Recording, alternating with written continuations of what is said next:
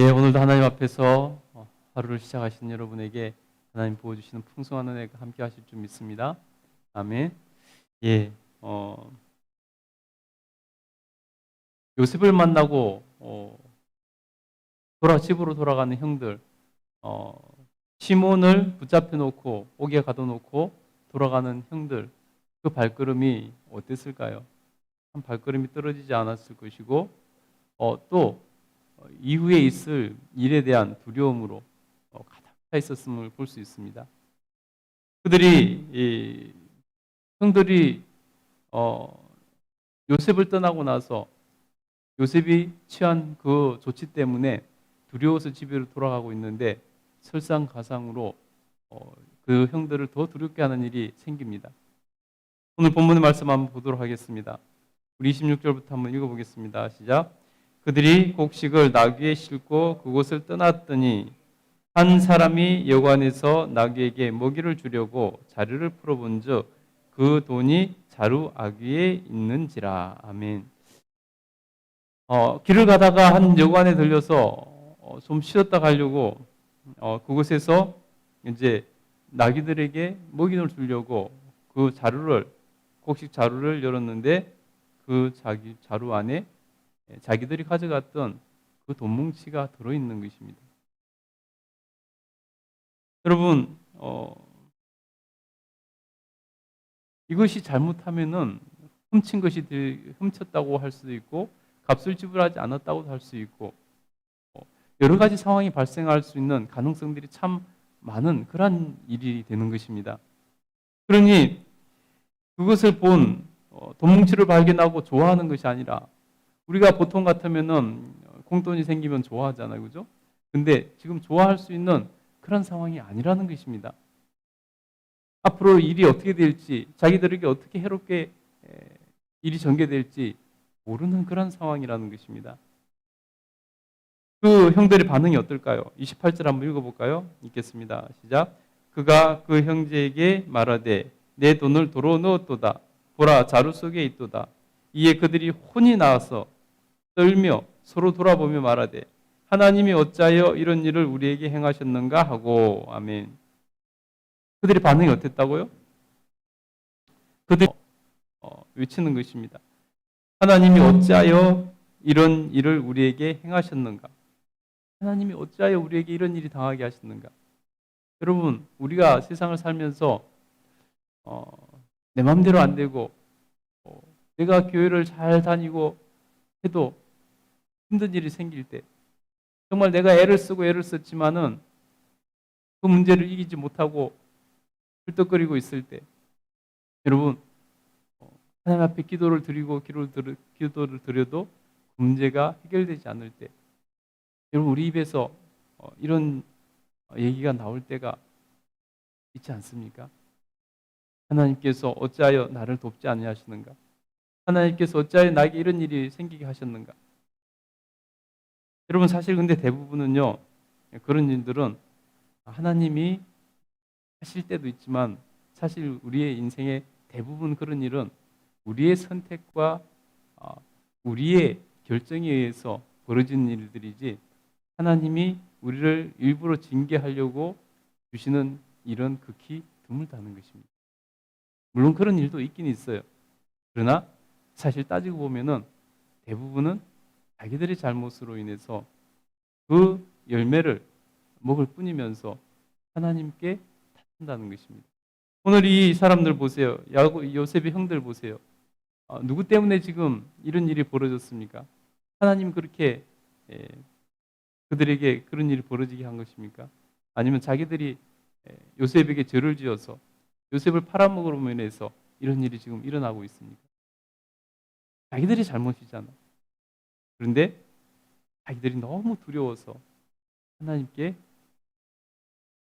이렇게 외치는 것입니다. 하나님이 어찌하여 이런 일을 우리에게 행하게 하셨는가? 여러분, 우리는 분명히 분별해야 되는 것입니다. 그리고 우리가 살아가면서 내가 내 죄 때문에 이런 일이 당하지 않도록, 우리가 내 죄 때문에 이런 말이 내 입에서 나오지 않도록 우리가 하나님 앞에서 정결한 삶을 필요가 있다는 것입니다. 여러분, 하나님 앞에서 그렇게 정말 아름다운 삶을 날마다 살아갈 수 있게 되기를 간절히 축복합니다. 그리고 나서 보세요. 이제 아버지에게 돌아가서 아버지에게 모든 상황을 보고를 하는데요. 요셉에 대해서 아버지에게 뭐라고 보고하는지 보면요. 자기들이 있었던 일들은 다 이렇게 얘기를 하는데 우리 33절부터 한번 읽어보겠습니다. 33절부터 한번 읽겠습니다. 33절만 먼저 읽어볼게요. 읽겠습니다. 시작. 그 땅의 주인인 그 사람이 우리에게 이르되 내가 이가 차여 너희가 확실한 자들임을 알리니 너희 형제 중에 하나를 내게 두고 양식을 가지고 가서 너희 집안의 굶주림을 구하고 너희 막내 아우를 내게로 데려오라. 그러면 너희가 정탐꾼이 아니요 확실한 자들임을 내가 알고 너희 형제를 너희에게 돌리리니 너희가 이 나라에서 무역하리라 하더이다 하고. 예. 지금 요셉에 대해서 지금 뭐라고 말을 하고 있죠? 아버지에게 뭐라고 소개를 하고 있죠? 그 땅에 뭐라고요? 주인이라는 거죠. 요셉의 권세가 얼마나 대단했던지 그들이 보기에 분명히 그가 황제가 아닌 것은 알고 있었습니다. 그렇잖아요. 그가 황제가 아닌 것은 황제라면은 대관을 쓰고 나왔겠죠. 황제가 아니라는 것을 알고 있었습니다. 그럼에도 불구하고 요셉에 대해서 뭐라고 말한다고요?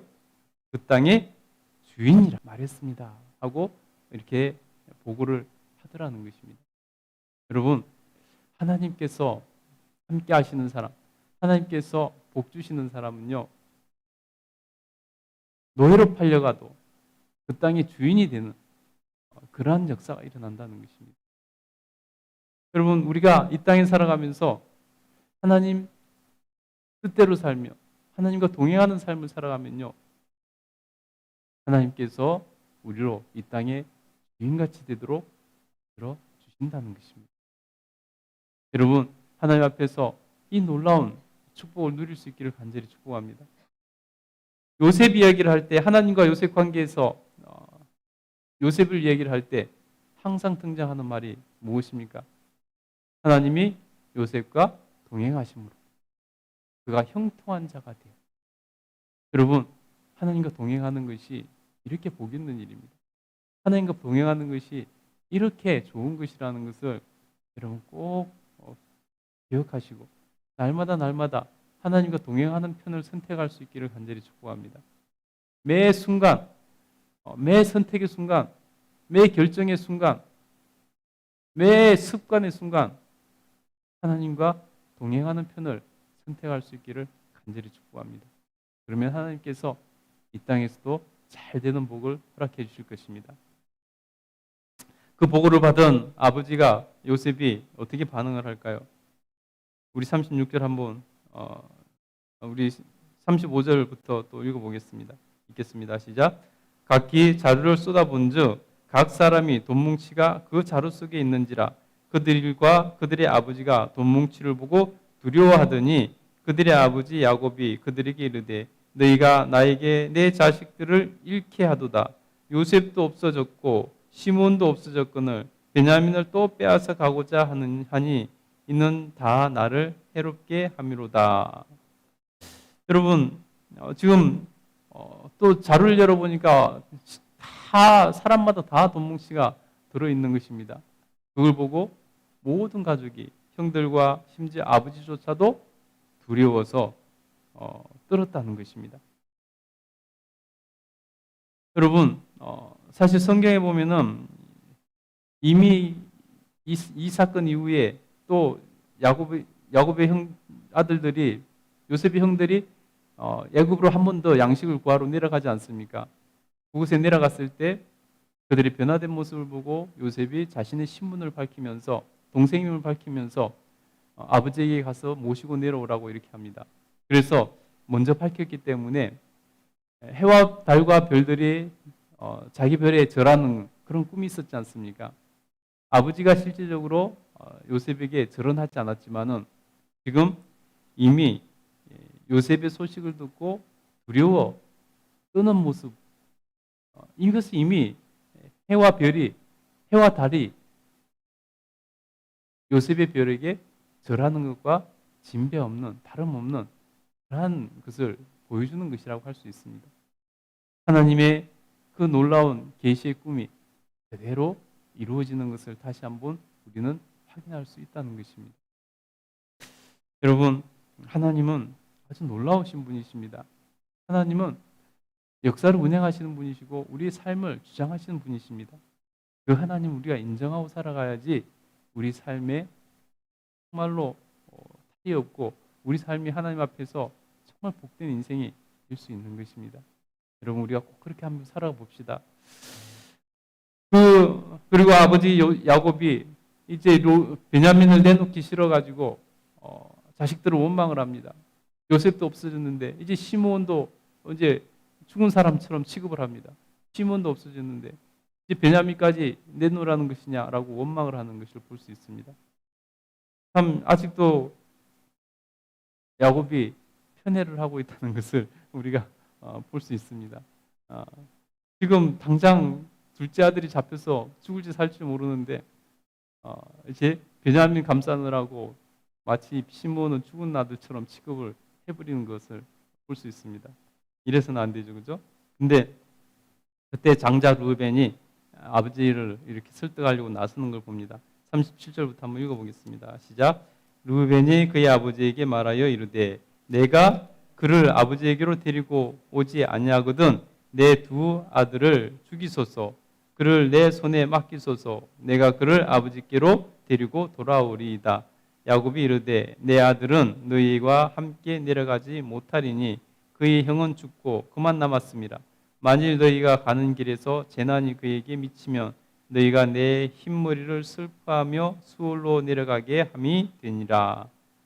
여러분, 야곱이 보세요. 루벤이 야곱에게 아버지에게 베냐민을 데리고 내려가면은 내가 책임지고 시몬을 데리고 오겠다라고 설득을 합니다. 내가 그것을 하지 못하면은 내 두 아들을 죽여도 좋습니다. 자기 아들들을 끌고 아버지를 설득하고 약속을 하려고 하는 것을 볼 수 있습니다. 루벤은 가장 소중한 것을 걸었겠지만은 잘못 끈 것 같아요. 야곱에게는 손자잖아요. 야곱에게는 손자잖아요. 자기에게는 아들이긴 하지만 야곱에게는 손자잖아요. 합니다. 38절에 보니까 야곱이 이르되 내 아들은 너희와 함께 내려가지 못하리니. 내 아들은 너희와 함께 내려가지 못하느니. 마치 베냐민만 자기 아들인 것처럼 이렇게 얘기를 하는 것을 볼 수 있습니다. 아직도 야곱이 요셉의 상처에서 벗어나지 못하고 요셉이 죽었다고 생각하고 그 상처에서 벗어나지 못하고 있고 또 여전히 편애하고 있는 그런 안타까운 모습도 볼 수 있습니다. 그러나 여러분, 자기가 그렇게 지키려고 했던 아들이지만은 결국 내일 보면 또 내놓을 수밖에 없는 것을 볼 수 있습니다.